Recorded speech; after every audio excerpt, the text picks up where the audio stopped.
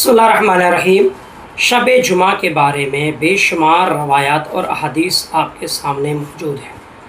جس میں شب جمعہ کی فضیلت کو ظاہر کیا گیا اور شب جمعہ کی فضیلت کو بیان کیا گیا ہے۔ آئیے میں اس شب جمعہ کی فضیلت کو مد نظر رکھتے ہوئے ایک روایت امام محمد باقر علیہ السلام کی آپ کی خدمت میں پیش کروں،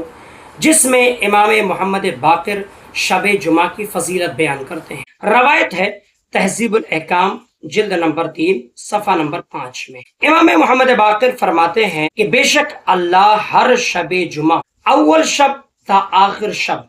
ندائیں بلند کرتا ہے اور فرماتا ہے کہ ہے کوئی بندہ مومن جو مجھ سے دنیا اور آخرت کی دعائیں طلب کرے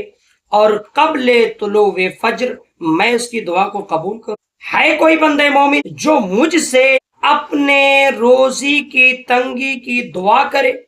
اور میں اس کے روزیوں میں برکت اور وسعت عطا کروں۔ ہے کوئی بندہ مومن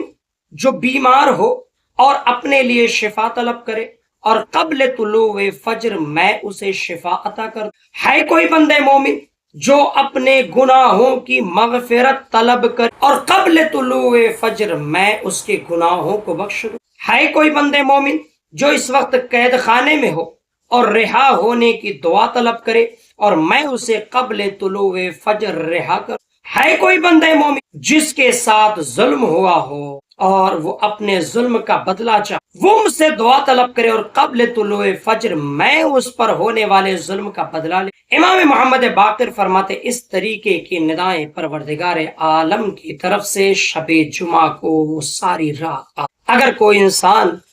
اپنے لیے دعا طلب کرے، مغفرت طلب کرے، روزی طلب کرے، بیماری سے شفا طلب کرے، قید خانے سے رہائی طلب کرے، اگر کوئی مصیبت زدہ مصیبتوں میں مبتلا اپنے لیے اس مصیبت کو دور ہونے کی دعا کرے تو پروردگار عالم ان تمام مصیبتوں، تمام آلام اور تمام پریشانیوں سے نجات دیتا ہے۔